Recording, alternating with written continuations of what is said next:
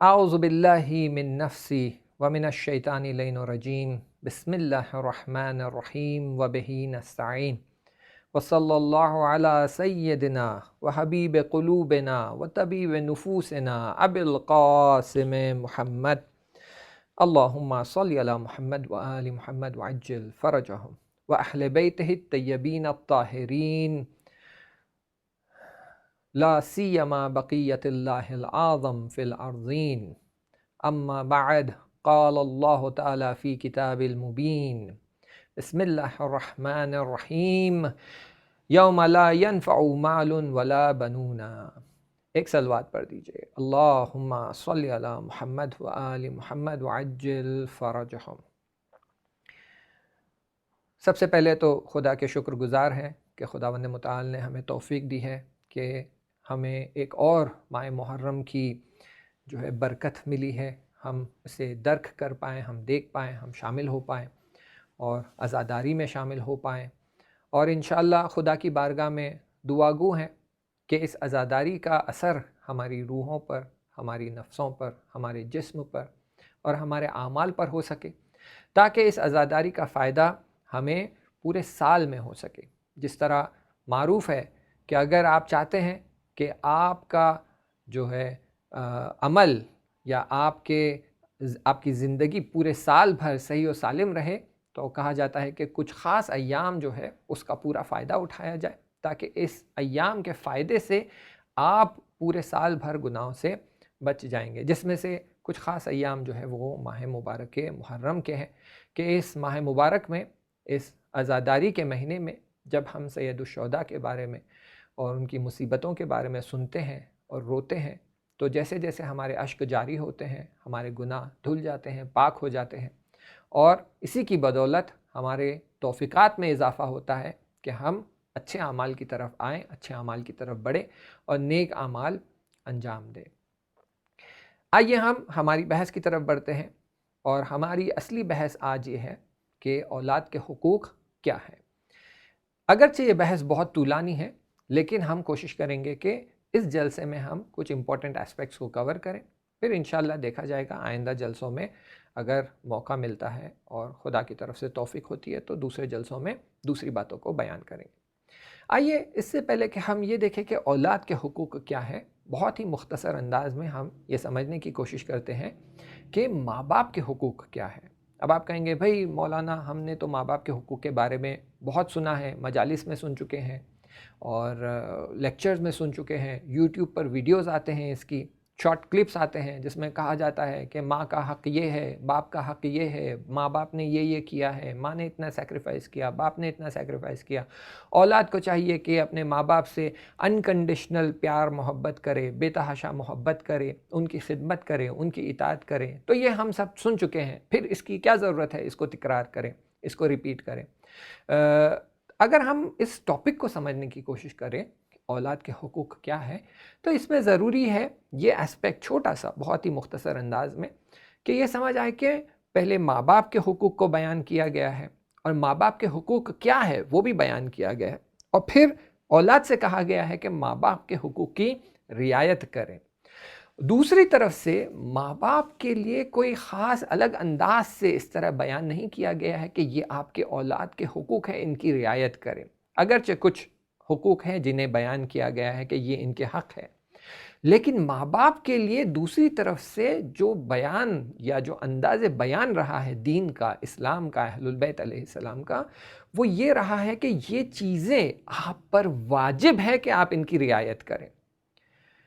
یہ نہیں کہا گیا کہ یہ اولاد کا حق ہے، بلکہ یہ کہا گیا ہے کہ یہ آپ پر واجب ہے کہ آپ ان کی رعایت کریں، اور اس کا نتیجہ یہ ہوگا کہ آپ کے اولاد کے حقوق کی بھی رعایت ہو جائے گی. اسی لیے آپ کو احکام میں، دین میں کہیں ایک خاص سیکشن نہیں ملے گا جہاں لکھا ہو کہ اولاد کے حقوق اور ماں باپ کو یہ چیزیں فالو کرنے کی ضرورت ہے، بلکہ آپ کو یہ سیکشن ملے گا کہ گھر کا جو ولی ہے، مخصوصاً جو سرپرست ہوتا ہے، جیسے باپ ہے گھر کا وہ، یا جو گھر میں تربیت کرنے والی شخصیت ہے جو کہ ہوتی ہے ماں، ان پر واجب ہے کہ اپنی اولاد کے لیے یہ ساری چیزیں کریں. تو اب دیکھیے بہت سمپل انداز میں اگر دیکھیں، بجائے اس کے کہ اس بات کو اس اینگل سے بیان کیا جائے کہ یہ اولاد کا حق ہے کہ ماں باپ یہ کرے، اس طرف سے کہا گیا کہ ماں باپ پر واجب ہے کہ اولاد کے لیے یہ کرے۔ تو بیسیکلی اولاد کو لے کر ماں باپ پر جو چیزیں واجب کی گئی ہیں وہ ساری چیزیں کنسولیڈیٹ ہو کر اس ایسپیکٹ میں آ جائے گی کہ یہ اولاد کا حق بنتا ہے۔ تو اس سے پہلے کہ ہم سمجھے کہ اولاد کا حق کیا ہے، تھوڑا سا ہم یہ دیکھ لیتے کہ ماں باپ کے حقوق کے بارے میں کیا کہا گیا ہے۔ ماں باپ کے حقوق کے بارے میں یہ کہا گیا ہے کہ ماں باپ جو ہے یہ آپ کے تربیت کرنے والے ہیں، انہوں نے آپ کو زندگی دی ہے، حیات بخشی ہے۔ اگرچہ ہمیں یہ سمجھنے کی ضرورت ہے بہت کلیئرلی کہ حیات دینے والا صرف خداوند متعال ہے، لیکن ماں باپ جو ہے وہ ایک ذریعہ بنے ہیں اولاد کو دنیا میں لانے کے لیے۔ تو وہ کیونکہ میڈیم بنے ہیں تو ان کی جو ہے ایک اپنی اہمیت، ارزش، امپورٹنس ہے۔ تو اولاد سے کہا گیا ہے کہ ان کی عزت کرے، ان کی اطاعت کرے، ان کے جو آپ کو گائیڈ لائنس ہے وہ فالو کریں، مگر یہ کہ ماں باپ آپ کو گناہ کی طرف دعوت کرے۔ صرف اس وقت جب ماں باپ آپ کو گناہ کی طرف دعوت کرتے ہیں تب آپ ان کی بات نہ سنیں۔ اس کو چھوڑتے ہوئے، غیر از ان، اس کو چھوڑتے ہوئے ہر وہ چیز جو ماں باپ آپ سے چاہتے ہیں اس کی آپ کو اطاعت کرنی ہے۔ گناہ کی طرف دعوت کرنا ضروری نہیں ہے کہ وہ آپ سے کہیں شراب پیو، میوزک سنو، مووی دیکھو، نہیں، یہ ڈائریکٹ گناہ کی طرف۔ کچھ چیزیں ہیں جہاں پر ماں باپ آپ کو انڈائریکٹلی گناہ کی طرف دعوت کرتے۔ کیسے؟ کہتے یہ فلان واجب کام کو انجام مت دو، مثلا حجاب پہننا، کہیں گے نہیں نہیں حجاب کیوں، ابھی تو تم کیا 8-9 سال کی ہو، ابھی سے کیوں حجاب، جب 14 سال کی 15 سال کی ہو جاؤ گی تب حجاب پہننا۔ تو یہ واجب کام سے آپ کو روک رہے ہیں۔ واجب کام سے روکنا یعنی گناہ کی طرف دعوت کرنا۔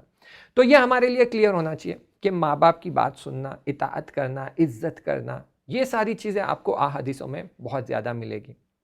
بلکہ قرآن میں آپ کو آیت بھی ملے گی جہاں پر کہا جاتا ہے کہ ماں باپ کے سامنے اف بھی مت کرنا، یعنی یہ کہ ماں باپ کی اتنی عزت کرو کہ ماں باپ کے سامنے اف بھی نہ کرو، کہ وہ اگر غلط بھی ہیں اور اپنی غلطی کی وجہ سے تمہیں ڈانٹ بھی رہے ہیں تو وہ ڈانٹ سن لو اور ان کے سامنے اف بھی نہ کرنا۔ پھر ماں کی عظمت کے لیے آپ کو کئی حدیثیں ملیں گی جہاں پر ایک شخص آتا ہے اور پیغمبر سے پوچھتا ہے کہ ماں باپ کے عظمت کے بارے میں بتائیے، سب سے زیادہ میں کس کی عزت کروں؟ تو کہتے پہلے ماں، اور 3 بار وہ جب یہ ریپیٹ کرتے ہیں، پہلے ماں، پہلے ماں، پہلے ماں، پھر باپ، ٹھیک ہے؟ تو کیونکہ ماں کو جتنی مصیبتیں جھیلنی پڑتی ہے بچے کو 9 مہینے پیٹ میں رکھنے کے لیے، اس کا حساب کتاب نہیں لگایا جا سکتا۔ اور جو ماں بن چکی ہیں، جنہوں نے بچوں کو جو ہے پالا ہے، پوسا ہے، جنہوں نے بچوں کو اپنے پیٹ میں 9 مہینے رکھا ہے، وہ یہ بات کو سمجھ سکتی ہیں کہ ہر ایک دن، ہر ایک لمحہ، ہر ایک گھنٹہ کتنا سخت ہوتا ہے۔ پہلے کچھ مہینے شاید اتنی سختی نہ ہو، لیکن چوتھے 5ویں مہینے سے جو سختیاں برتنی پڑتی ہے وہ بہت ہی سنگین ہوتی ہے۔ اسی لیے ماں باپ کے لیے کہا جاتا ہے کہ اولاد اپنی پوری زندگی بھی ان کی خدمت کرتے رہے گی تو وہ ایک لمحہ اپنے پیٹ میں ماں نے جو بچے کو رکھا ہے اس کو جبران، اس کو کمپنسیٹ نہیں کیا جا سکتا ہے۔ یا وہ دودھ پلانے والا ٹائم جو 2 سال کا ہوتا ہے، جہاں پر آپ کو احادیثوں میں ملتا ہے کہ اولاد اگر پوری زندگی بھی اپنی ماں کی خدمت کرتے رہے تو وہ ایک بار ماں نے جو دودھ پلایا ہے اس کو وہ کمپنسیٹ نہیں کر سکتا ہے۔ اور یہ حقیقت رکھتی ہے، یہ بات اتنی حقیقت رکھتی ہے کہ اولاد یہ جب تک کہ وہ خود صاحب اولاد نہیں بن جاتے، جب تک کہ وہ خود ان مشکلات سے نہیں گزرتے، وہ اس کو ریلیٹ نہیں کر پاتے۔ انہیں ہمیشہ یہی لگتا ہے کہ بھئی خدا بھی ہمارے ماں باپ کی سائیڈ لے رہا ہے، ہمارے بارے میں تو کوئی سوچتا ہی نہیں ہے، سارے لوگ یہی کہتے ہیں کہ ماں باپ کی عزت کرو، اب وہ ان کی طرف نہیں دیکھتے کہ وہ ہمیں کتنا مار رہے ہیں، ڈانٹ رہے ہیں، ہمارے ساتھ کتنا جو ہے برا برتاؤ کر رہے ہیں، پنش کر رہے ہیں، لیکن پھر بھی ماں باپ کی سائیڈ لی جاتی ہے۔ یہ آئی کین انڈرسٹینڈ ٹوٹلی، لیکن یہاں پر جتنی زحمتوں اور مشکلوں سے ماں باپ کو گزرنا پڑتا ہے اس کا کوئی حساب کتاب نہیں رکھا جا سکتا۔ اسی لیے ماں باپ کی جو ہے پوزیشن اور ان کی جو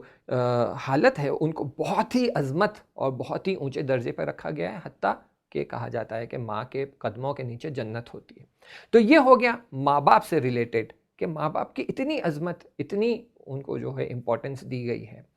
لیکن کچھ ماں باپ ہیں جو بارہا ہمیں ملتا ہے کہ وہ شکایت کرتی ہیں کہ ہماری اولادیں ہماری بات نہیں سنتی، ہماری اولادیں ہماری بات کے خلاف عمل کرتے ہیں، ہماری اولادیں ہمارے سامنے آواز اونچی کرتے ہیں، ہماری اولادیں ہمارے بات کو ٹھکراتی ہیں، بلکہ اس کا برعکس ٹوٹلی اپوزٹ جو ہے عمل کرتی ہیں اور بیہیو کرتی ہیں، اور اس سے ہمارا دل ٹوٹ جاتا ہے۔ تو یہ شکایتیں جو آتی ہے یہ ایک طرف۔ دوسری طرف سے وہ کہتے ہیں کہ ہم نے ہماری اولادوں کے لیے کیا کچھ نہیں کیا، لیکن آج یہ ہماری اولاد ہمیں اس کو جو ہے نظر انداز کرتی ہیں، اس کو they don't take into consideration کہ ہم نے ان کے لیے جو خدمتیں کی ہیں اسے وہ پوری طرح نظر انداز کر کے ہمارے ساتھ بد رفتاری اور بد کرداری کرتے ہیں۔ تو یہاں اس بات کو واضح کر دیا جائے کہ کئی بار یہ ہوتا ہے کہ والدین کو لگتا ہے کہ ہم نے جو ہماری اولادوں کے لیے کیا ہے یہ ہم نے ہماری کیپیسٹی سے آگے بڑھ کر کیا ہے، یہ ہم سے زیادہ جو ہم سے ایکسپیکٹڈ تھا اس سے بہت زیادہ کیا ہے، therefore ہماری اولادیں ہمارے لیے انڈیپٹڈ ہے، وہ بیدیکار ہے، وہ ہمارے سامنے جو ہے پابند ہے کہ انہیں یہ ساری چیزیں فالو کرنے کی ضرورت ہے جو ان سے کہا جاتا ہے، یعنی میں جو کہوں گا وہ سننا ہے بس۔ کیوں؟ کیونکہ میں نے کہہ دیا۔ کیوں؟ کیونکہ میں ماں ہوں، کیونکہ میں باپ ہوں، کیونکہ ہم نے تمہارے لیے بہت زحمتیں اٹھائی ہیں۔ جبکہ کئی چیزیں جو ہیں ان میں سے جو ماں باپ کو لگتا ہے کہ ہم نے سیکریفائس کی ہے، وہ در حقیقت سیکریفائس حساب نہیں کی جائے گی۔ قیامت کے دن جب اس کا حساب کتاب کھلے گا تو آپ کو لگ رہا ہے کہ میں نے جو سیکریفائس کیا ہے وہ لکھا جائے گا، اس کا مجھے ریوارڈ ملے گا، نہیں۔ بہت ساری چیزیں اس میں سے ایسی ہیں جو آپ پر واجب تھی کہ اگر آپ نے کیا تو خدا کہے گا ویری گڈ، یہ تو چیک لسٹ میں تھا ہی، آپ کو تو یہ کرنا تھا ہی، آپ نے کر دیا، ایکسلنٹ۔ اور اگر نہیں کیا تو پوچھا جائے گا کہ کیوں تم نے نہیں کیا۔ مثال کے طور پہ جیسے اولاد کو نان نفقہ دینا، اب اس طرف سے اگر دیکھیں گے تو باپ پہ واجب کیا گیا ہے کہ نان نفقہ دینا، اور ماں باپ پہ واجب کیا گیا ہے کہ اولاد کی صحیح سے تربیت کرنا۔ لیکن اسی کو ہم دوسرے اینگل سے دیکھیں گے، اولاد کے اینگل سے دیکھیں گے تو ہم کہیں گے کہ یہ اولاد کا حق ہے، حقوق کی بات ہو رہی ہے اولاد کی، کہ یہ اولاد کا حق ہے کہ ماں باپ اسے ہیلدی کھانا پرووائڈ کریں۔ اگر ماں باپ اسے ہیلدی کھانا پرووائڈ نہیں کر رہے ہیں یعنی وہ اولاد کی حق میں کوتاہی کر رہے ہیں، تو ماں باپ پہ ضروری ہے کہ وہ اولاد کو ہیلدی کھانا دے، چاہے پھر خود ماں باپ کو بھوکا کیوں نہ رہنا پڑے۔ کہ اگر ماں باپ دیکھتے ہیں کہ ہم 2 ٹائم کھانا کھانے کے بعد ہم اپنی زندگی چلا سکتے ہیں، ہم مرنے جیسی حالت میں نہیں آ جائیں گے، ہماری زندگی کنٹینیو ہو جائے گی، تو وہ پھر 2 ٹائم کھانا کھائے لیکن اپنی اولاد کو 3 ٹائم کھانا دے، کیونکہ اولاد کے لیے ضروری، یہ واجب ہے آپ پر کہ اس کو آپ ہیلدی مینٹین کریں، اسے بیماری سے بچائے، اس کے لیے مناسب لباس خریدنا، یا ایجوکیشن لے لیجئے کہ اسے صحیح ایجوکیشن پرووائڈ کرنا اور اسے صحیح اسکول میں ڈالنا، اور اسکول میں مثلاً بلی کی جا رہا ہے یا کہیں اور اسے ستایا جا رہا ہے تو اپنی اولاد کی حفاظت کرنا، محافظت کرنا، یہ ماں باپ پر واجب ہے۔ اسے سکھایا جائے کہ اپنی زندگی سے کیسے ڈیل کرے، یہ ماں باپ پر واجب ہے۔ یہ مت سمجھیے کہ آپ اپنی اولاد کو زندگی کیسے ڈیل کرنا ہے یہ سکھا رہے ہیں تو آپ اپنی اولاد پہ کوئی خاص مہربانی کر رہے ہیں، ان پہ کوئی خاص کرم کر رہے ہیں، ان کے اوپر کوئی خاص لطف کر رہے ہیں، نہیں۔ یہ آپ پر واجب کیا گیا ہے کہ یہ آپ اپنی اولاد کے لیے کریے۔ تو اگر اسی کو میں ایک خلاصے کے طور پر بیان کروں تو یہ ہو جائے گا کہ اگر اس طرف سے کچھ چیزیں آپ پر واجب کی گئی ہیں تو وہی چیزیں اولاد کے حق میں حقوق کی طرح لکھی گئی ہیں، کہ اولاد کا حق ہے کہ یہ چیزیں تمہیں ملنی چاہیے، اور اس طرف سے ماں باپ کو کہا گیا کہ یہ تم پر واجب ہے کہ یہ ساری چیزیں اسے پرووائڈ کی جائے، جیسے بچوں کے کھیلنے کے کھلونوں سے لے کر لباس سے لے کر۔ ہاں، وہ چیزیں جو بچوں کو گناہ کی طرف لے جاتی ہیں ان کو پرووائڈ کرنا آپ پر ضروری نہیں ہے، واجب نہیں ہے۔ فار ایگزامپل آج کے زمانے میں بچے کہیں گے بھائی ہم کو ہمارا موبائل چاہیے، پرسنل موبائل دیجئے، اور آپ جانتے ہیں کہ اگر میں یہ موبائل دے دوں گا بچے کو 13 سال 14 سال کی عمر میں تو یہ گناہ کی طرف بڑھ جائے گا، تو آپ پر ضروری نہیں ہے کہ یہ چیز کی آپ رعایت کریں، کیونکہ آپ کا حق، بچے کا حق ہونے کے باوجود آپ پر واجب ہے کہ بچے کو گناہ سے بچائے، بچے کو گناہ کی طرف بڑھنے نہ دیا جائے۔ تو اسی طرح یہ باتوں کو نظر میں رکھتے ہوئے ایک جو اینگل بہت امپورٹنٹ ہے ماں باپ سے ریلیٹڈ، وہ ہے تربیت کا اینگل، کہ ماں باپ پر واجب ہے کہ وہ اپنی اولاد کی صحیح سے تربیت کرے۔ اگر وہ نہیں کرتے ہیں اور بچہ گمراہ ہو جاتا ہے، گناہ کی طرف بڑھ جاتا ہے، غلط کاموں کی طرف بڑھ جاتا ہے، تو ماں باپ سے پوچھا جائے گا کہ کیوں تم نے اپنی اولاد کی صحیح سے تربیت نہیں کی ہے۔ اور اسی کو اس طرف سے دیکھیں گے تو اولاد کا حق بنتا ہے کہ ماں باپ اس کی صحیح سے تربیت کرے۔ اب یہاں سے بات تھوڑی کمپلیکیٹڈ ہو جاتی ہے، اسی لیے توجہ چاہتا ہوں، پہلے میں کچھ خاص مطالب آپ کی خدمت میں بیان کر دوں، پھر ہم اس کی طرف بڑھتے ہیں کہ جب ہم کہہ رہے ہیں کہ اولاد کا جو ہے یہ حق بنتا ہے کہ ماں باپ اس کی تربیت کرے، تو تربیت والے اینگل میں صرف یہ نہیں ہے کہ آپ اسے کہیں یہ کرنا ہے یہ نہیں کرنا ہے۔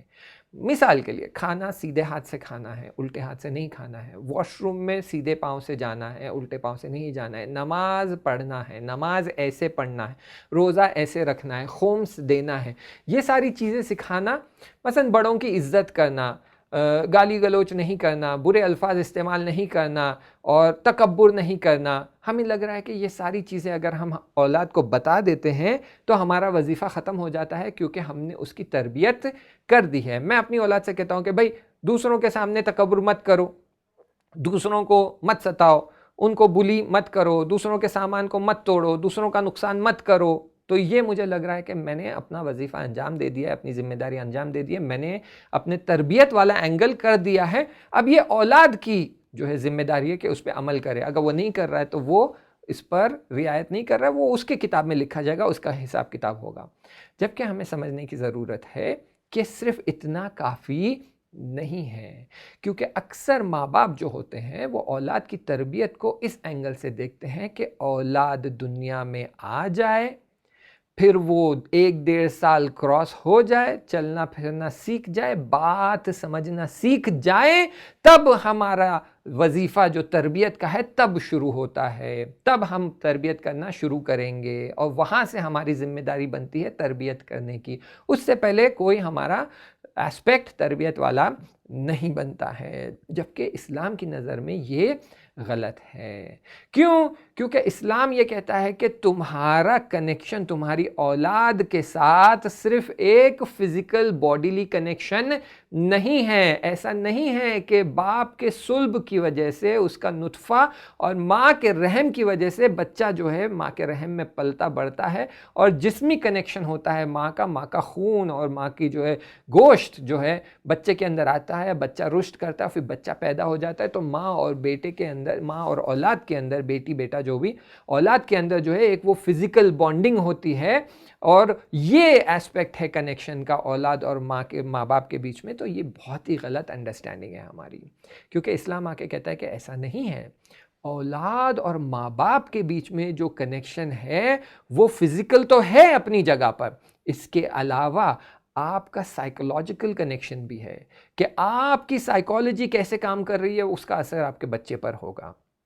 آپ کے صفاتوں کا اثر بچے پر ہوگا، آپ کی جو ہے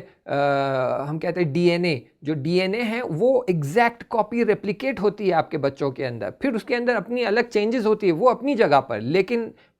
ایک اچھا خاصا بڑا حصہ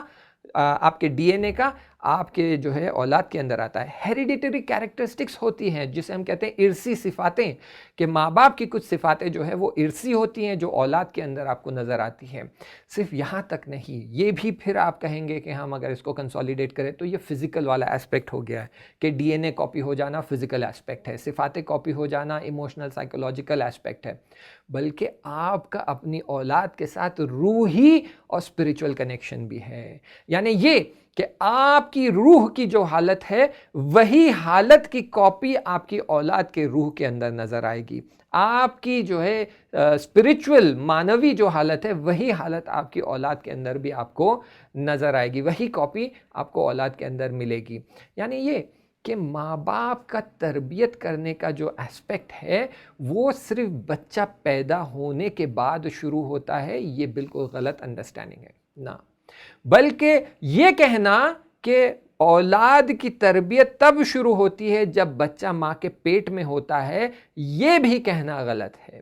بلکہ اولاد کی تربیت جب شروع ہوتی ہے جب آپ اپنے لیے ہمسر انتخاب کرنے نکلتے ہیں، جب آپ نکلتے ہیں یہ دیکھنے کے لیے کہ میں اپنے لیے ہسبینڈ یا وائف ڈھونڈنا چاہتا ہوں، تو جب آپ اپنے ہسبینڈ اور وائف ڈھونڈنے نکلتے وہیں سے آپ کی اولاد کی تربیت کا اینگل شروع ہو جاتا ہے، کہ آپ کیسے ہمسر کو انتخاب کرتے ہیں۔ آپ ایسے ہسبینڈ کو پک کر رہے ہیں جو میوزک سننے والا، گناہ کرنے والا، موویز دیکھنے والا، نامحرم کی طرف نگاہ کرنے والا ہے، تو یہ ساری چیزیں آپ کی اولاد میں آپ کو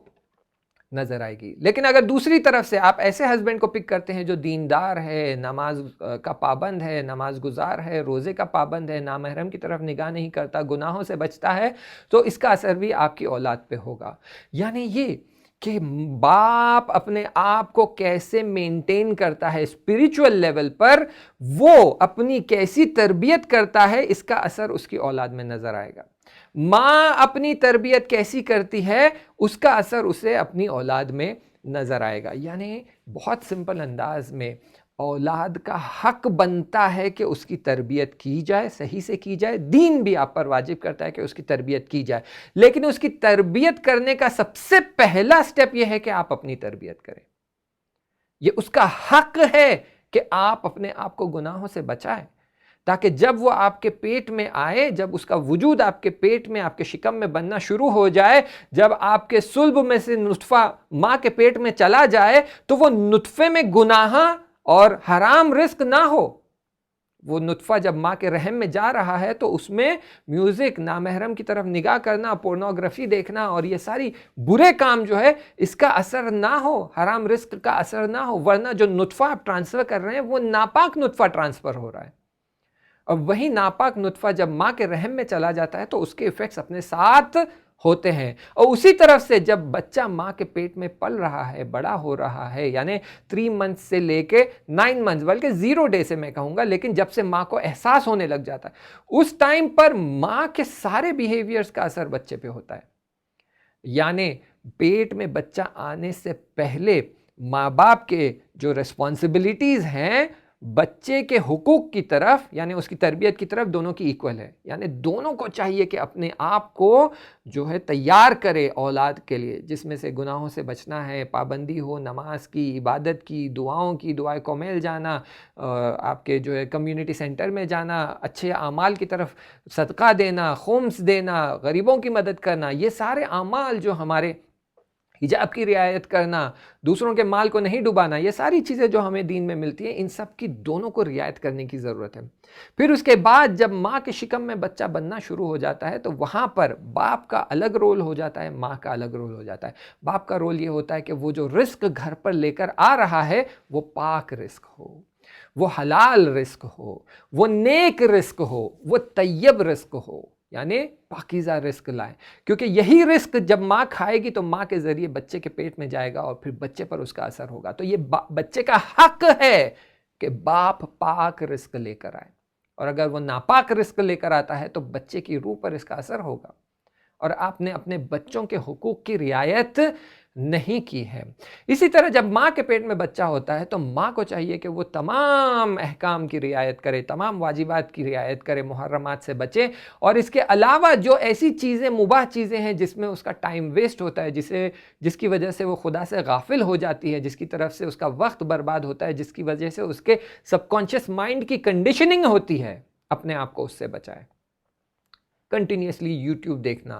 نیٹ فلکس پہ back to back binge watching کر رہے ہیں، 5 گھنٹے تک موویز دیکھ رہے ہیں، 6 گھنٹے تک موویز دیکھ رہے ہیں، کھانے پینے کی رعایت نہیں کر رہے ہیں، کیا کھا رہے ہیں، کیسا کھا رہے ہیں، پولیوٹڈ کھانا ہے، کیمیکل سے بھرا ہوا ہے، پیور کھانا ہے، پیزاز ہے، سافٹ ڈرنکس ہے، اس کی کوئی رعایت نہیں کرنا، جو مل رہا ہے وہ کھانا. اس سے بچے کے نہ صرف فزیکل ایسپیکٹ پہ اثر ہوتا ہے بلکہ اس کے سائیکولوجیکل اور اسپریچول ایسپیکٹ پہ بھی اثر ہوتا ہے. اور یہ بچے کا حق ہے کہ جب وہ دنیا میں آ رہا ہے تو آپ اسے فزیکلی، سائیکولوجیکلی اور اسپریچولی سالم دنیا میں لے کر آئے. یہ اس کا حق بنتا ہے. بالکل ویسے ہی جیسے اگر آپ، مثال کے طور پہ کہا جاتا ہے سائنٹیفکلی کہ جب ایک ماں پریگننٹ ہوتی ہے، بچہ پیٹ میں ہوتا ہے، تو آپ اسموکنگ نہ کریں. کیوں؟ کیونکہ بچے کے فزیکل ایسپیکٹ پر اثر ہوتا ہے، وہ شاید ہینڈی کیپ پیدا ہو جائے. آپ الکوہول کنزیوم نہ کریں، شراب مت پیجئے. کیوں؟ کیونکہ اگر آپ پریگننٹ ہیں اور آپ شراب پیتے ہیں تو بچے کے فزیکل باڈی پر اثر ہو سکتا ہے، وہ معلول پیدا ہو سکتا ہے، وہ ہینڈی کیپ پیدا ہو سکتا ہے، ہاتھ نہ ہو، پاؤں نہ ہو، ہیئر لپ آ جائے، آنکھیں نہ ہو، سنائی نہیں دے، برین ڈیمیج ہو جائے، سر کا شیپ خراب ہو جائے. ٹھیک ہے، یہ سارے اینگلز ہیں جو سائنٹیفکلی آپ سے کہا جاتا ہے کہ فزیکلی آپ یہ چیزوں کا یوز نہ کریں، جس میں آپ کو مروانہ ہے، اسموکنگ ہے، الکوہول ہے، بیئر ہے، وائن ہے، یہ ساری چیزوں کی آپ کو لسٹ مل جائے گی کہ یہ چیزیں نہ کریں، کیونکہ بچے کو آپ جسمانی نقصان پہنچا سکتے ہیں۔ ویسے ہمیں سمجھنے کی ضرورت ہے کہ کچھ ایسے چیزیں ہیں جسے اگر ہم انجام دیں گے تو بچے کے نہ صرف جسم کو بلکہ سائیکالوجی پر بھی اثر ہوگا اس کی، اور اس کی اسپریچولیٹی پر بھی اثر ہوگا۔ تو اسی لیے ہمیں سمجھنے کی ضرورت ہے کہ یہ بچے کا حق ہے کہ ہم اسے صحیح اور سالم اس دنیا میں لے کر آئے۔ اگر ہم ان چیزوں کی رعایت نہیں کرتے ہیں تو فزیکلی تو وہ سالم آ جائے گا، لیکن اس کی سائیکالوجی ڈسٹروائے ہو جائے گی، اس کی مینٹیلٹی ڈسٹروائے ہو جائے گی، یا اس کی اسپریچولیٹی ڈسٹروائے ہو جاتی ہے تو پھر ہم نے بچے کے حق میں بہت بڑی جفا کی ہے۔ کئی بار یہ ہوتا ہے کہ رشتہ دار جو ہوتے ہیں آس پاس کے، انشاءاللہ اس کو ہم بعد میں الگ سے ڈسکس کریں گے، لیکن آس پاس کے جو رشتہ دار ہوتے ہیں ان کی اس بات کی طرف توجہ نہیں ہوتی ہے، اور جو ماں حاملہ ہوتی ہے جن کے پیٹ میں بچہ ہوتا ہے وہ بنا اس بات کی رعایت کرے وہ کچھ ایسی بیہیویئرز، کچھ ایسے ایکشنز اپنی بہو کی طرف یا اپنی جو ہے اس گھر میں آئی دلہن کی طرف کرتے ہیں، جس کی وجہ سے دلہن پر سائیکولوجیکل پریشر آتا ہے، سائیکولوجیکل ڈسٹرب ہو جاتی ہے وہ، کہ بھائی ساس بالکل اسے کوئی پرواہ نہیں ہے، بھائی بہو گھر میں ہے، اسے کام کرنے کی ضرورت ہے، کچن میں جانے کی ضرورت ہے، ڈاکٹر نے کہا ریسٹ کرو یہ سب، تو کہیں بھائی ہمارے زمانے میں بھی ڈاکٹر کہتا تھا ریسٹ کرو، ہم نے تو کوئی ریسٹ نہیں کیا، ہم تو کچن میں جا کے کام کرتے، تم بھی جاؤ کچن میں کام کرو، اور پھر یہ ساری چیزیں کرواتی ہے۔ ننند اپنی جو ہے گھر میں دلہن کو ستا رہی ہے۔ یہ ساری پرابلمز کی وجہ سے اگر جو ماں ہے وہ ڈپریشن کا شکار ہو جاتی ہے تو پھر بچے کی سائیکالوجی پر اس کا اثر ہوگا۔ پھر بچہ جب دنیا میں آئے گا تو اس کا سیلف اسٹیم کم ہوگا، اس کی جو ہے انٹروورٹنس ہوگی، وہ بزدل ہوگا، شجاع نہیں ہوگا۔ کیوں؟ کیونکہ ڈپریسڈ ہے، پہلے سے ہی ڈرا ہوا ہے۔ اسی لیے آپ دیکھیں گے ایسے بچے جب سوسائٹی میں جاتے ہیں تو ان کو سب ستا رہے ہوتے ہیں، ان کو سب مار رہے ہوتے ہیں، مار کھا کر آ جاتا ہے، ڈانٹ سن کر آ جاتا ہے، اسکول میں اسے بچے پریشان کر رہے ہیں، کسی نے اس کا باکس چھین لیا، کسی نے اس کی کتاب پھاڑ دی، اور چپ چاپ وہ مار کھا کے گھر پر آ جاتا ہے۔ یہ کیوں ہوتا ہے؟ کیونکہ جب بچہ پیٹ میں تھا تو ماں سائیکولوجیکلی کمفرٹیبل نہیں تھی، سائیکولوجیکلی ڈسٹربڈ تھی، اس کی اولاد کے بارے میں خود یہ دادا دادی جو بعد میں بچہ پیدا ہونے کے بعد پریشان ہوتے کہ کیوں ہمارے بچے کو سب ستاتے ہیں، یہ مار کھا کے آ جاتا ہے، انہوں نے ہی اپنی بہو کے ساتھ جو بیہیو کیا ہے اسی کی وجہ سے بچے کے اوپر یہ نیگیٹو ایسپیکٹس آئے ہیں، یہ نیگیٹو امپیکٹ ہوا ہے، جس کی وجہ سے بچہ بزدل بن گیا ہے، وہ اس کے اندر کانفیڈنس نہیں ہے، اس کے اندر سیلف اسٹیم نہیں ہے، جس کی وجہ سے بچہ ایسا ہوا۔ تو ان کو چاہیے کہ یہ سمجھے کہ ہمیں ضروری ہے کہ صرف فزیکل خیال رکھنا نہیں ہے بلکہ ماں کا سائیکولوجیکل خیال بھی رکھنا ہے، اور دوسری طرف سے اسپریچول ایسپیکٹ بھی بہت امپورٹنٹ ہے۔ خود ماں کو چاہیے کہ وہ اسپریچولی ایکٹیو رہے، کنٹینیوسلی نیٹ فلکس دیکھنا اور موویز دیکھنا اور ان اپروپریٹ سینز دیکھنا، یہ ساری چیزیں آپ کی نفس پر، آپ کی روح پر اثر کرتی ہے، اور انڈائریکٹلی آپ کی اولاد کی نفس اور روح پر بھی اثر کرتی ہیں۔ اس لیے ضروری ہے کہ آپ اپنے آپ کو ایسے کاموں سے بچائیں، بلکہ آپ قرآن پڑھیں، آپ دعائیں پڑھیں۔ اگر یہ بھی آپ سے نہیں ہوتا ہے تو کم سے کم انٹلیکچوئل ایکٹیویٹیز میں انوالو ہو جائے، آپ میتھس کے پرابلم سالو کریں، سائنس کی کتابیں پڑھیں، انٹلیکچوئل مٹیریل پڑھیں، جس سے آپ کا بچہ انٹلیکچوئل بنے، کم سے کم اس کی روح میں گناہ آپ جو کر رہے ہیں اس کا اثر نہیں ہو۔ تو یہ چیزیں ہمیں ضرور اس کا خیال رکھنے کی ضرورت ہے کہ یہ اولاد کی حق میں ہے کہ ماں باپ اپنے آپ کو پاک سنبھال کر رکھے، گناہوں سے بچے، حلال رزق لے کر آئے، اور ان کا اثر اولاد پر ہوتا ہے۔ تو یہ اولاد کا حق ہے کہ ماں باپ اپنی تربیت کرے، اپنے آپ کو سنبھال کر رکھے، پاکیزہ حالت میں رکھے، جب تک کہ جب بچہ دنیا میں نہیں آ جاتا۔ پھر جب بچہ دنیا میں آ جاتا ہے تو پھر وہاں سے ایک الگ طریقہ شروع ہوتا ہے تربیت کا، وہاں پر اولاد کے حقوق پھر چینج ہو جاتے ہیں۔ تو ابھی ہم کون سے حقوق کی بات کر رہے ہیں؟ وہ حقوق کی بات کر رہے ہیں کہ بچہ دنیا میں آنے سے پہلے جو اس کا حق ہے، بچہ دنیا میں آنے سے پہلے جو حق ہے وہ یہی ہے کہ ماں باپ اپنے آپ کو پاکیزہ حالت میں رکھے۔ آپ کو میں کتاب کا نام بھی بتا دوں گا، ایک کتاب ہے دی ہیونلی پاتھ، یہ شاید مجھے پتہ نہیں اس کا PDF آپ کو آن لائن ڈاؤن لوڈ کرنے مل جائے یا نہ ملے، آپ ڈھونڈیں، لیکن امیزون وغیرہ پہ یہ کتابیں مل جاتی ہیں۔ تو آپ دیکھیں اس کتاب میں ساری ڈیٹیل لکھی ہوئی ہے کہ اگر آپ حاملہ ہیں، آپ پریگننٹ ہیں، تو آپ کو اپنی پریگننسی کے فرسٹ منتھ میں کیا کرنا ہے، سیکنڈ منتھ میں کیا کرنا ہے، تھرڈ منتھ میں کیا کرنا ہے، پوری ڈیلیوری تک اور ڈیلیوری کے بعد کے بھی کچھ مہینوں تک لکھا ہوا ہے کہ آپ کو یہ اعمال کرنا ہے، یہ پرہیز کرنا ہے، یہ کھانا ہے، یہ نہیں کھانا ہے، یہ سننا ہے، یہ ذکر کرنا ہے، یہ نماز پڑھنا ہے، یہ دعا کرنا ہے۔ کیوں؟ کیونکہ اس سے آپ کی اسپریچولیٹی باقی رہے گی، تو پھر یہ اثر آپ کی اولاد پر بھی نظر آئے گا۔ لیکن اگر یہی ہم ان چیزوں کی رعایت نہیں کرتے ہیں، گناہ کی طرف بڑھ جاتے ہیں، تو اس کا اثر بھی جو ہے ہماری اولاد پر فوراً نظر آئے گا۔ دیکھیں میں آپ کو ایک واقعہ بتا دوں، ایک عالم دین کا قصہ ہے، میں نام نہیں لینا چاہتا، بہت ہی مشہور ہے اس لیے، لیکن قدماء میں سے ہے، یعنی 100 سال پہلے والی بات میں کر رہا ہوں کہ ایک عالم دین تھے جن کی جو ہے ہمسر باردار تھی، پریگننٹ تھی، اور پھر جب بچہ ہو گیا اور بچہ بڑا ہونے لگ گیا، 5 سال کا 6 سال کا بچہ تھا، تو ان کے پڑوسی نے آ کر ان کو شکایت کر دی عالم دین کو، کہنے لگے کہ آپ کے بچے نے ہمارا نقصان کر دیا۔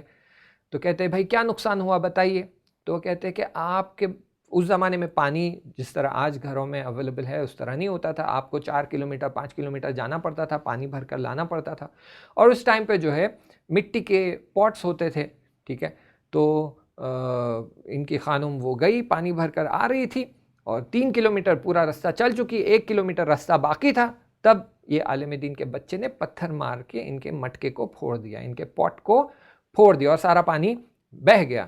تو انہوں نے کہا کہ دیکھو اتنی زحمت جو ہماری خانم کی تھی آپ کے بچے نے ضائع کر دی۔ تو عالم دین نے پھر ان کو کمپنسیٹ کیا، پانی منگوا کر دیا، ارینج کر کے دیا، پانی کا سیٹ کر دیا، پھر وہ گھر پر آئے اور گھر پر آ کر اپنی خاتون سے پوچھا، اپنی خانم سے پوچھا، وائف سے، کہ مجھے بتاؤ پریگننسی کے ٹائم پہ تم نے کوئی ایسا کام کیا ہے جس کی وجہ سے ہمارے بچے نے ہمارے پڑوسی کا نقصان کیا ہے؟ دیکھیں بچہ 5 سال کا ہے، تکلیف نہیں ہے، اس پہ کوئی واجب نہیں ہے، گناہ نہیں لکھا جائے گا، لیکن تربیتی اینگل ہے، تربیتی ایسپیکٹ ہے کہ وہ دوسروں کے نقصان کے بارے میں کیسے سوچ پایا، وہ کیسے یہ سوچ پایا کہ میں اس کا گھڑا پھوڑ دوں گا، اس کا پانی بہہ جائے گا، اس کی 8 کلومیٹر چلنے والی زحمت پوری ویسٹ ہو جائے گی اور اس میں مجھے مزہ آئے گا۔ یہ سوچ کیسے اس کے پاس آئی؟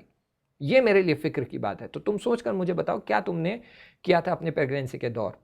تو وہ کہتی ہے کہ ہاں میں پریگننسی کے طور پہ میری حالت بہت خراب تھی، میں بیڈ ریسٹ پر تھی، اور آپ بھی تبلیغ پر گئے ہوئے تھے، آپ موجود نہیں تھے، اور میرا دل بہت چاہ رہا تھا کہ میں انار کھاؤں، تو بہت من کر رہا تھا، تو میں اسی طرح اٹھ کر دیلان میں یا آنگن میں آ گئی، اور وہاں پر میں نے دیکھا کہ ہمارے پڑوسی کے جھاڑ کا ایک حصہ ہمارے آنگن میں ہے اور اس میں کچھ انار لٹکے ہوئے ہیں، تو میں نے ایک پن لیا اور انار میں سوراخ کیا اور اس میں سے میں نے کچھ جوس پی لیا، تو مجھے بس اتنا یاد ہے کہ میں نے یہ کیا تھا۔ وہ کہتا ہے کہ بس یہ تمہارے ایک ایکشن کی وجہ سے ہمارے بچے کے اسپرٹ پر، اس کی روح پر یہ اثر ہوا ہے کہ وہ دوسروں کا نقصان کرنے کے لیے جھجکتا نہیں ہے۔ ایسے ہی آپ کو دوسرے عالم دین کی بھی داستان بتا دوں کہ آ کر ان سے کہا گیا، ماں سے کہا گیا کہ بھائی آپ کے بیٹا عالم دین جو حوزے میں درس پڑھ رہے تھے، اتنا بہترین انہوں نے درس پڑھا کہ آج جو ہے تمام علماء کے بیچ میں جب ان سے پوچھ تاچھ کی گئی، سوال کیا گیا، یہ سب سوال جواب اور اجتہادی سوال پوچھے گئے، تب انہوں نے اتنے کھرے جواب دیے، اتنے بہترین جواب دیے کہ تمام علماء نے انہیں مجتہد اور مرجع کا درجہ دیا ہے، عالم کا درجہ دیا ہے، کہا ہے کہ پوری دنیا میں اس وقت ان سے زیادہ علم رکھنے والا کوئی نہیں ہے، تو پوری دنیا کے شیعوں کو ان کی تقلید کرنی ہوگی، یہ عالم ہے اس وقت ہمارے زمانے کے۔ اگر میں غلط نہ ہوں تو اس عالم دین کی جس کی ہم بات کر رہے ہیں ان کا نام تھا Kashif الغطا، if I'm not wrong، لیکن میں معمولاً نام میرے لیے سخت ہوتے ہیں یاد رکھنا، تو نام جنرلی میں نیمز میں کنفیوز ہو جاتا ہوں، تو انشاءاللہ کہ خود کاشف الغطا ہو۔ تو ان کی ماں کہتی ہے کہ بس یہ صرف عالم بنے ہیں کہ پوری دنیا کے شیعہ ان کے اجتہاد کر رہے ہیں، ان کی تقلید کر رہے ہیں، میں نے اپنے بچے کی تربیت میں اتنی زحمت اٹھائی ہے کہ میں توقع رکھتی تھی کہ یہ امام کے درجے تک پہنچ جائے، یعنی امام صادق علیہ السلام، وہ نام بھی لیتی ہے، کہتے ہیں میں چاہتی تھی کہ یہ امام صادق علیہ السلام کے درجے تک پہنچ جائے، یعنی وہ کہنا چاہتی تھی کہ یہ بالکل معصوم بن جائے، امام سے ایک لیول نیچے، ان کے بہترین شاگردوں میں سے، کہ یہ 12ویں امام کی غیبت کے بعد والا سیناریو ہے جو میں کہہ رہا ہوں، کہ وہ پاک پاکیزہ معصوم، کوئی گناہ نہیں، اور علمی لحاظ سے اور روحی لحاظ سے بالا ترین اور ہائیسٹ لیول پہ پہنچ جائے، میں یہ نیت سے میں نے بچے کی تربیت کی. پھر وہ جملہ ایڈ کرتی ہے، کہتی ہے کہ میں نے کبھی ایسا نہیں ہوا، کبھی ایک بار بھی ایسا نہیں ہوا کہ میں نے اپنے بچے کو بنا وضو کے تلاوت قرآن کے بغیر دودھ پلایا ہوگا. یعنی جب بھی میرے بچے کو بھوک لگتی تھی، چاہے پھر وہ آدھی رات ہی کیوں نہ ہو، میں جاتی تھی، پہلے وضو کرتی تھی، پھر بچے کو دودھ پلاتے وقت میں قرآن کی تلاوت کر رہی ہوتی تھی. ایسی میں نے اپنی اولاد کی تربیت کی ہے. تو وہ صرف یہاں تک پہنچا، مجھے تو اس سے بہت زیادہ ایکسپیکٹیشن تھی. تو میں یہ کہنا چاہ رہا ہوں کہ اولاد کے حقوق جو ہے وہ کبھی کبھی ہم بھول جاتے ہیں کہ یہ ہماری ذمہ داری ہے کہ ان کی حفاظت کرے، اور وہ حفاظت پہلے اپنی حفاظت کے ذریعے ہے. اگر ہم خود کو پاک پاکیزہ رکھیں گے، اپنی نفس کو پاک کریں گے، تو اس نفس کا ٹکڑا جب ہماری اولاد میں آئے گا تو وہ پاکیزہ نفس کا اثر اس پر ہوگا. جس طرح آپ کو پیغمبر کی حدیثوں میں بھی ملتا ہے، جب وہ بی بی فاطمہ سلام اللہ علیہا کی طرف اشارہ کرتے ہیں تو وہ کہتے ہیں یہ میرے بدن کا ٹکڑا ہے، یہ میرے دل کا ٹکڑا ہے، یہ میرا خود خون، میرا خون ہے، یہ میرا پارے دل ہے، یہ کہتے ہیں. تو یہ کیا مطلب ہے اس کا؟ یعنی یہ کہ میرے نفس کا حصہ ہے، یہ میرے قلب کا حصہ ہے یہ. تو وہ کہنا چاہ رہے ہیں اس سے، جو کہ دین ہمیں کہتا ہے کہ آپ کا اور آپ کی اولاد کا جو روحی رشتہ ہوتا ہے وہ یہ کہ آپ کے روح کا ایک حصہ آپ کی اولاد میں منتقل ہو جاتا ہے، بالکل ویسے جیسے ڈی این اے منتقل ہوتا ہے، بالکل ویسے جیسے ہیریڈیٹری کیریکٹرسٹکس منتقل ہو جاتے ہیں، ویسے ہی آپ کے روح کا ایک حصہ اس کی روح پر کاپی ہو جاتا ہے. تو اب آپ اپنی روح کو کتنا پاک سنبھال کر رکھتے ہیں وہ آپ کی اولاد پر نظر آئے گا. اب اگر ہم یہ کہتے ہیں کہ بھائی ہمارا بچہ تو ہماری بات نہیں سنتا، وہ ہمیں الٹا جواب دیتا ہے، بد اخلاقی کرتا ہے، بد کرداری کرتا ہے، تو صحیح ہے کہ کہیں نہ کہیں سے اس پر اس کا اثر ہوا ہے، لیکن پہلے خود اپنے دامن میں جھانک کر دیکھنے کی ضرورت ہے کہ میں نے اپنی اولاد کے حق میں کیا کیا ہے. جب یہ میرے پیٹ میں تھا یا جب یہ پریگننسی سے پہلے باپ کو دیکھنا چاہیے کہ میری رفتار، میرا کردار کیسا تھا. کیا میں حلال رزق لاتا تھا؟ کیا میں لقمہ حرام سے بچنے کی کوشش کرتا تھا؟ بلکہ علماء تو کہتے ہیں لقمہ مشکوک، یعنی وہ لقمہ، وہ رزق جس پر آپ کو شک ہے کہ یہ حلال ہے یا حرام ہے، کیا ہے، مکس بھی ہو سکتا ہے، ایسے لقمے سے بھی بچنے کی ضرورت ہے. تو کیا میں نے اس کی رعایت کی ہے؟ اگر میں نے رعایت نہیں کی ہے تو میں نے اپنے اولاد کے حق میں کوتاہی کی ہے. اور اسی طرح ماں کو دیکھنے کی ضرورت ہے کہ میں نے کیا کیا کیا ہے. مخصوصاً جب بچہ پیٹ میں ہو تب زیادہ رعایت کرنے کی ضرورت ہے کہ اسے دیکھنے کی ضرورت ہے کہ کیا میں نے اپنے اولاد کے حق میں وہ بات کی رعایت کی ہے یا نہیں کی ہے، یعنی میں نے کوتاہی کی ہے اور ایسے چیزوں میں انوالو ہو گئی جس میں مجھے نہیں ہونا چاہیے تھا، جس کا اثر میری اولاد پر دکھ کر آ رہا ہے. تو اسی لیے آپ دیکھیں گے کہ کئی بار ہم ماں باپ ہونے کے ناطے اولاد کی طرف اشارہ کرتے ہیں، کہتے ہیں کہ یہ نالائق ہے، یہ صحیح نہیں ہے، یہ ہماری بات نہیں سنتا، ہماری اطاعت نہیں کرتا، ہمیں الٹا جواب دیتا ہے. جبکہ اس کی طرف اشارہ کرنے سے پہلے اپنی طرف دیکھنے کی ضرورت ہے کہ کیا ہم نے ان حقوق کا جس کے لیے خداوند متعال نے ہم پر واجب کیا تھا کہ آپ کو یہ حقوق کی رعایت کرنا ہے، کیا ہم نے ان حقوقوں کی رعایت کی ہے یا نہیں کی ہے. اور یہاں سے ہمیں پتہ چلتا ہے کہ کیوں میری اولاد آج اس طرح بیہیو کر رہی ہے، کیوں میری اولاد آج مجھے اس طرح جواب دیتی ہے، کیوں میری اولاد آج میرے ساتھ بد اخلاقی اور بد رفتاری کرتی ہے. ایک کتاب ہے آیت اللہ تحریری نے جو رسالۃ الحقوق ہے، اس کتاب کی انہوں نے تفسیر لکھی ہے، شرح لکھی ہے. تو اس میں وہ لکھتے ہیں کہ اولاد کی کامیابی اور ناکامیابی یا ناکامی، اس کا ڈائریکٹ ریلیشن شپ ہوتا ہے ماں کے ساتھ. اگر ماں اپنے آپ کو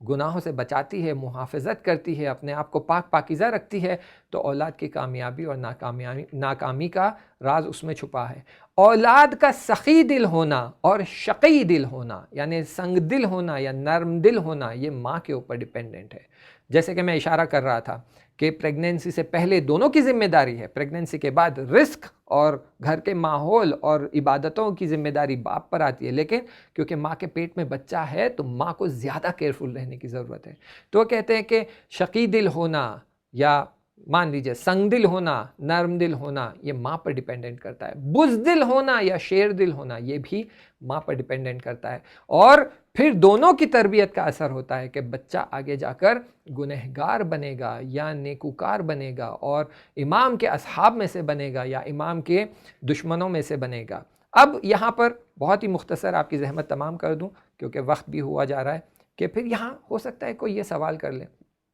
कि मौलाना अगर आप कह रहे हैं कि औलाद का सारा बिहेवियर माँ बाप से रिलेटेड है, अगर माँ बाप ऐसे हैं तो औलाद पे होगा, माँ बाप गुनाह कर रहे हैं तो औलाद में दिखाई देगा, माँ बाप का किरदार ऐसा है तो औलाद में दिखाई देगा, हेरिडिटरी एस्पेक्ट्स औलाद में दिखाई देगी, डीएनए एस्पेक्ट औलाद में दिखाई देगी, तो फिर औलाद अपनी ज़िंदगी में जो गुनाह कर रहे हैं उसका भी डायरेक्ट रिलेशनशिप माँ बाप के साथ है, ये आप कह रहे हैं। तो फिर यहाँ पर इख्तियार का क्या हुआ, फ्री विल का क्या हुआ? बिलाखिर फ्री विल है या नहीं है? ये तो फिर मजबूर हो गया ये बच्चा कि इसका बिहेवियर, इसका गुनाह, इसके जो है सारे आमाल वो सब माँ बाप की वजह से है। तो कल अगर इसका हिसाब किताब किया जाएगा तो वो डायरेक्टली कह सकता है कि भाई इसमें मेरी कोई गलती नहीं है, मेरे माँ बाप ने गुनाह किया, मेरे माँ बाप ने ऐसे किया, मेरे माँ बाप ने वैसे किया, इसीलिए इसका असर मेरी रूह पर हुआ, मेरी बॉडी पर हुआ, मेरी साइकोलॉजी पर हुआ, इसीलिए मैंने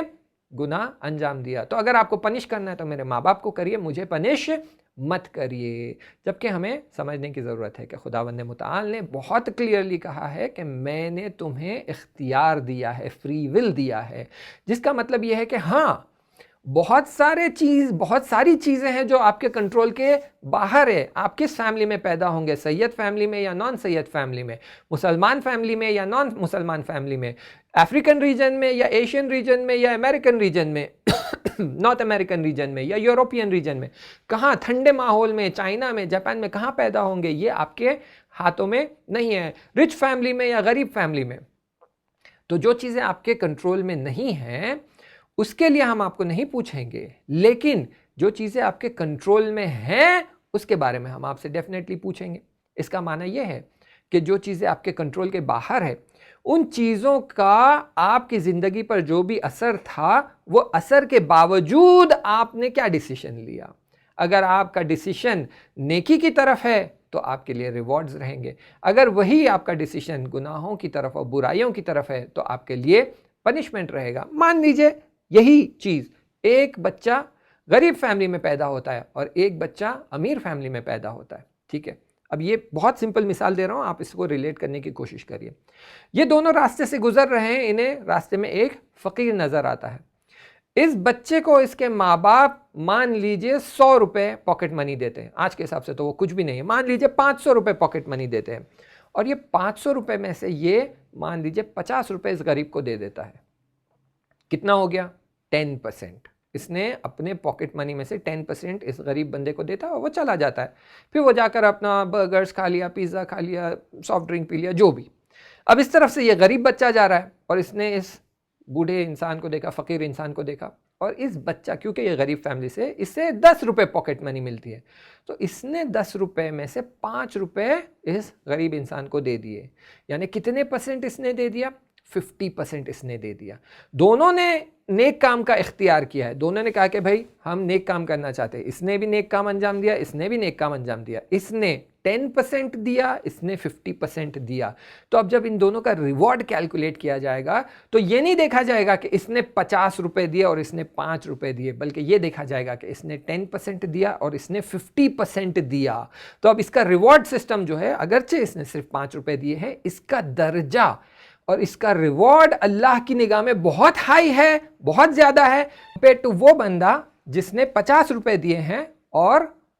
कंपेयर टू ये बंदा जिसने 5 रुपये दिए हैं। कि 50 रुपये देने वाले ने अपना 10% दिया है और 5 रुपये देने वाले ने 50%। तो इसका रिवॉर्ड और दर्जा बहुत ज़्यादा होगा खुदा की निगाह में इसके निस्बत के वो बंदा जिसने 10% दिया है। तो ये हमें समझने की ज़रूरत है कि हमारे आमाल जो है वो, हम ये नहीं कह रहे कि फ्री विल ख़त्म हो जाएगी, हम ये नहीं कह रहे कि हमारा असर ख़त्म हो जाएगा, हम ये कह रहे हैं कि माँ बाप के आमाल का असर है, लेकिन फ्री विल को नज़र में रखते हुए हमें ये देखना है कि इस असर का नतीजा क्या होने वाला है। तो फ्री विल ख़त्म नहीं हो रही है, फ्री विल मौजूद है, लेकिन ये फ्री विल मौजूद होने के बावजूद हमें ये समझने की ज़रूरत है کہ یہ فری ول کا اثر جو ہے اولاد پر اپنی جگہ ہوگا. یعنی یہ کہ بات کلیئر ہو جائے, ماں باپ کے اعمال کا اثر اولاد پر ہے, لیکن یہ اثر ہونے کے باوجود اولاد کی فری ول باقی ہے, اور یہ فری ول کا حساب کتاب ہونے والا ہے. جو ماحول بنا ہے وہ اپنی جگہ پر, لیکن یہ فری ول کا اثر اپنی جگہ پر. تو اسی لیے ہم یہ نہیں سوچے کہ بھائی اب سب کچھ تو ماں باپ کے بیہیویئر کی وجہ سے اولاد پر اثر ہو رہا ہے, تو اسی لیے اولاد کا حساب کتاب جو ہے وہ ماں باپ کے بیہیویئر کی وجہ سے ہوگا. تو پنش بھی کرنا ہے تو ماں باپ کو کریں اور اولاد سے کوئی لینا دینا نہیں ہے. نہیں, ایسا نہیں رہے گا. فری ول موجود ہے, اور فری ول کو نظر میں رکھتے ہوئے, یہ سارے ماحول کو ایویلویٹ کرتے ہوئے, سارے ریسورسز جو آپ کو پرووائڈ کیے گئے ہیں ان سب کو نظر میں رکھتے ہوئے حساب کتاب کیا جائے گا اور فری ول کو نظر میں رکھا جائے گا. تو اب یہاں جب ہم اولاد کے حقوق کی بات کر رہے ہیں تو ہمیں یہ سمجھنے کے لیے ضروری ہے کہ ایک سیٹ آف حق اولاد کے ایسے ہیں جو اس کے پیدا ہونے کے پہلے آتے ہیں, جو ماں باپ پر ضروری ہے کہ ان حقوق کی رعایت کریں. ایک سیٹ آف حق ایسے ہیں جو اولاد کے پیدا ہونے کے بعد آتے ہیں اور ماں باپ پر ضروری ہے کہ اس کی رعایت کریں. اور ہم معمولاً یہ سمجھتے ہیں کہ اولاد کے حقوق پیدا ہونے کے بعد شروع ہوتے ہیں, اور اسی لیے صرف ہم اس کی طرف توجہ کرتے ہیں اور اس سے پہلے والے اسپیکٹ کی طرف توجہ نہیں کرتے ہیں. تو اسی لیے میں آخری جملہ آپ کی خدمت میں بیان کر دوں کہ اولاد کا حق ہے, یہ اولاد کا حق ہے کہ ماں باپ اپنے آپ کو پاک حالت میں باقی رکھے, گناہوں سے بچے, برے کام سے دور رہے, نیکی کی طرف جائے, قرآن کی تلاوت کرے, عبادتیں کرے. اور یہ کب؟ شادی سے پہلے سے ہی اپنے آپ کو اس حالت میں باقی رکھے. پھر شادی کے بعد اور پریگننسی سے پہلے بھی خود کو اس پاکیزہ حالت میں باقی رکھے, تاکہ جب اولاد ماں کے پیٹ میں آ جائے, اولاد ماں کے شکم میں آ جائے, تب وہ اولاد پاک حالت میں باقی رہے. اور پھر جب اولاد دنیا میں آئے گی تو پاک پاکیزہ اولاد آئے گی, کیونکہ آپ نے ان کے حقوق کی رعایت کی ہے. تو جب وہ بڑے ہو جائیں گے تو وہ بھی آپ کے حقوق کی رعایت کریں گے. تو یہ بہت امپورٹنٹ ہے ہمارے لیے سمجھنا کہ معمولاً ممبر سے بیان کیا جاتا ہے کہ والدین کے حقوق ہے, ماں باپ کے حقوق ہے, اور ان کی رعایت کرنے کی ضرورت ہے. ماں باپ کے حق کو پامال نہیں کرنا چاہیے, ان کے سامنے اف نہیں کرنا چاہیے. لیکن اس طرف سے ہمیں یہ بھی سمجھنے کی ضرورت ہے کہ اولاد کے کچھ بہت زیادہ حقوق ہے اور ان کی بھی رعایت کرنے کی ضرورت ہے. انہیں پامال اگر کرتے ہیں تو اس کا نتیجہ جو ہے بیک فائر ہمارے اوپر ہی ہوتا ہے, اور کل اس کا رزلٹ اور اس کے مصیبتیں ہمیں ہی دیکھنے کو ملتے ہیں. آئیے اس بحث کو ہم یہاں ختم کرتے ہیں. انشاءاللہ اگر اس کے آگے اور ڈسکشن کرنا ہوگا تو ہم آگے کے لیکچرز میں کریں گے, جہاں پر ہم دیکھیں گے کہ جیسے جیسے اولاد بڑھتی جاتی ہے, بڑی ہوتی جاتی ہے, کیونکہ اولاد کے ملٹیپل ایج لیولز ہوتے ہیں, جو ہے فرسٹ 7 ایئرس ہے, پھر نیکسٹ 7 ایئرس ہے, پھر 14 to 21 ایئرس ہے. ہر ایج لیول میں ہر ایک ایج لیول میں ایک سیٹ آف حقوق ہوتے ہیں, اور ان حقوق کی رعایت کرنے کی ضرورت ہوتی ہے اور تربیت کرنے کی ضرورت ہوتی ہے. تو آئیے ابھی اس سیشن کو یہاں ختم کرتے ہیں, اور انشاءاللہ آگے کے لیکچرز اگر ہوتے ہیں تو اس میں انہیں ڈسکس کیا جائے گا. چلیے دلوں کو لے کر چلتے ہیں کربلا کی طرف, کیونکہ کربلا میں بھی کچھ ایسی مائیں تھیں, کچھ ایسے باپ تھے, کچھ ایسی اولادیں تھیں جو اپنے آپ کو تیار کر کر آئی تھیں. ایسی مائیں تھیں جنہوں نے اپنے آپ کو اس پاک حالت میں باقی رکھا تھا اور اپنے آپ کو تیار کیا تھا تاکہ وہ اپنی اولادوں کو تیار کر سکے. اور ایسی اولادیں موجود تھیں جنہوں نے خود کو تیار کیا تھا کہ میدان کربلا میں میرے مولا پر مصیبت آئے گی, میرے مولا حسین پر دشمنوں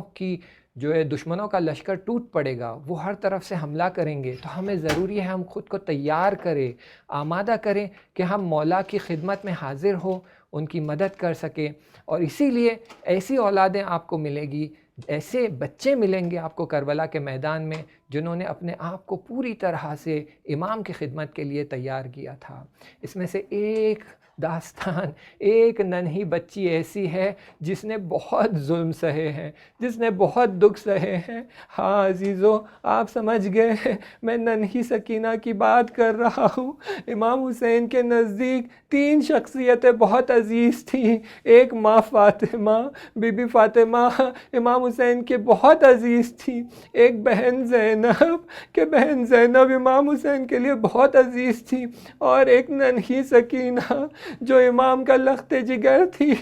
امام نے کبھی سکینہ کو خود سے دور نہیں کیا، ہمیشہ اپنے سینے پر سلاتے تھے، ہمیشہ اپنے پاس رکھا۔ امام چاہتے تھے کہ میری بیٹی، میں جانتا ہوں میرے جانے کے بعد اس پر جو ظلم ہوگا، اسی لیے پہلے سے ہی اپنی اولاد کی، بی بی سکینہ کی بہت زیادہ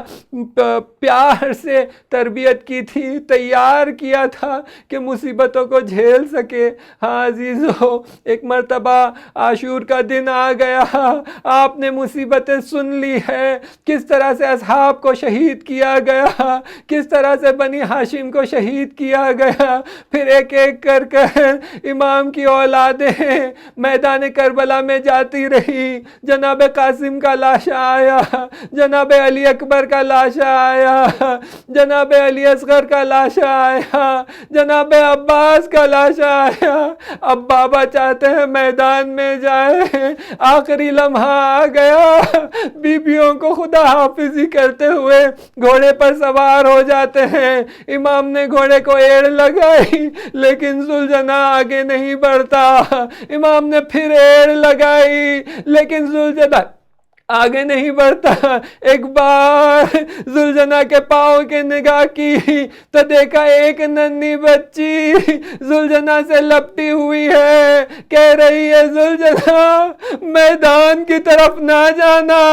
اے ذوالجناح میں دیکھ رہی ہوں صبح سے تم میدان کی طرف لے جاتے ہو، جو میدان کی طرف جاتا ہے وہ لوٹ کر نہیں آتا۔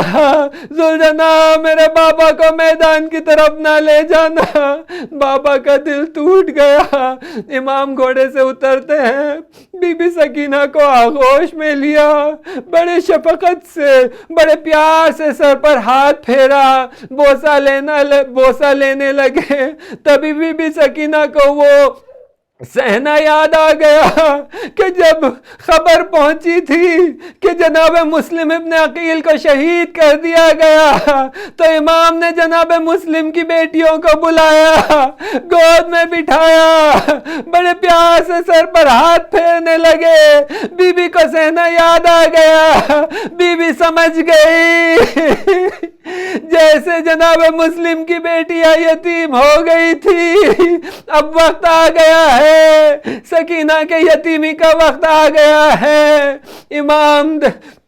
میدان کی طرف جاتے ہیں، خبر آئی امام کو شہید کر دیا گیا۔ عزیزو، شام غریبہ آ گئی، لعینوں نے خیموں پہ حملہ شروع کر دیا، تیرے برسانے لگے، خیموں میں آگ لگا دی، بچے خیموں سے بھاگ رہے ہیں، گھوڑوں کی ٹاپوں کے نیچے پامال ہو رہے ہیں۔ ایک ننھی بچی خیمے سے دوڑے دوڑے نکلتی ہے، کیا دیکھ رہے ہیں؟ دامن میں آگ لگی ہوئی ہے، گوشوارے چھینے گئے ہیں، کانوں سے خون جاری ہے، شانوں سے ٹپکتا ہوا پیرہن خون سے تر ہے، میدان میں دوڑی ہوئی جا رہی ہے،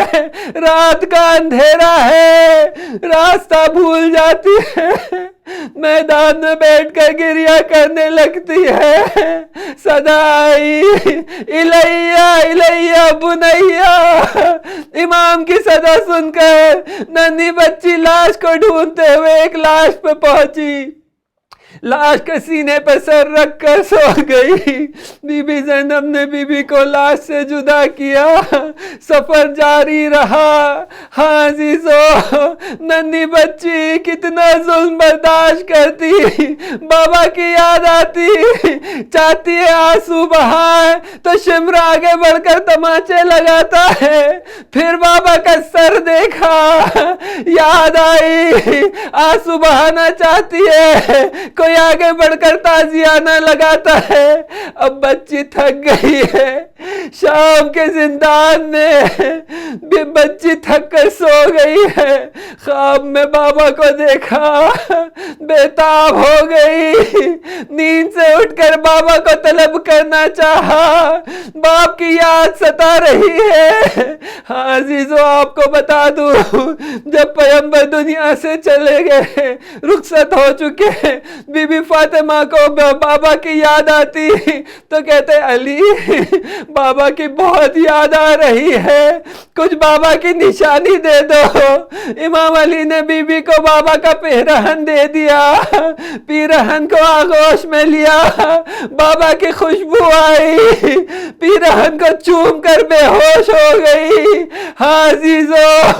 ماں فاطمہ نے بابا کے پیرہن کو چوما،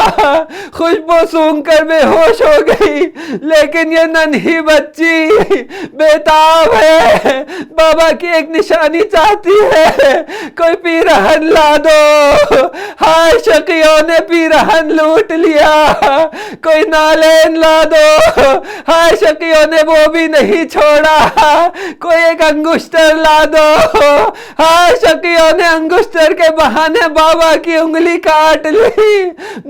بی بی تڑپ رہی ہے۔ بات یزید تک پہنچی، ملعون نے کہا بیٹی کو نشانی چاہیے، بابا کی نشانی چاہیے، یہ تخت لے جاؤ، یہ تشت لے جاؤ۔ ایک تشت لایا گیا، تشت پر کپڑا ڈھاکا ہوا ہے، کپڑے کو ہٹایا، کیا دیکھتی ہے؟ بابا کا سر ہے، پیشانی شکافتہ ہے، چہرہ زخموں سے چور چور ہے، داڑھی میں علی اصغر کا خون ہے، چہرے پہ علی اکبر کا خون ہے، لبوں کو چوبے خیزران سے زخمی کیا ہے، چاہتی تھی بابا کی خدمت میں شکایت کرے کہ بابا پیرہن جل گیا، بابا چادر چھین لی گئی، بابا یزید نے تمانچے لگائے، لیکن بابا کی حالت دیکھا کہ بابا تو مجھ سے زیادہ مظلوم ہے، بس ننھی بچی کی ایک چیخ نکلی، بابا، ہائے بابا، سر کو آغوش میں لیا، پھر بچی خاموش ہو گئی۔ الا لعنت اللہ علی القوم الظالمین۔ خدایا پروردگارا، تیری بارگاہ میں دعا کرتے ہیں کہ تمام افراد جو اس مجلس میں شامل ہیں ان کے گناہان کبیرہ اور صغیرہ کو بخش دے، ہماری اس عزاداری کو قبول فرما، ہمیں توفیق عطا فرما کہ ہم امام کے ناصر بنیں، ہمیں توفیق عطا فرما کہ ہم نیک کام کریں، ہمیں توفیق عطا فرما کہ ہم ہماری اولادوں کی صحیح سے تربیت کر سکیں۔ پروردگارا، اس عزاداری بے حق امام حسین تجھے واسطہ دیتے ہیں کہ امام کے ظہور میں تعجیل فرما، تجھے واسطہ دیتے ہیں کہ تمام وہ افراد جو مریض ہیں انہیں شفا عطا فرما، تمام افراد جو مقروض ہیں ان کے قرضوں کو ادا فرما، تمام افراد جو بیمار ہیں انہیں شفا کامل و عاجل عطا فرما، اور بحق اہل البیت علیہ السلام ہمارے مراجع اکرام اور مجتہدین کی جان، مال، عزت و آبرو کی حفاظت فرما، مخصوصاً آیت اللہ سیستانی اور آیت اللہ خامنئی کی جان، مال، عزت و آبرو کی حفاظت فرما، اور دشمنوں کو نیست و نابود فرما۔ اللہم صلی علی محمد وآل محمد وعجل فرجہم۔ بسم اللہ الرحمن الرحیم۔ اللہم کل ولیک الحجۃ ابن الحسن صلواتک علیہ وعلی آبائہ فی هذه الساعة وفی کل ساعة ولیا وحافظا وقائدا وناصرا ودلیلا وعینا حتی تسکنہ ارضک طوعا وتمتعہ فیہا طویلا برحمتک یا ارحم الراحمین۔ اللہم صلی علی محمد وآل محمد۔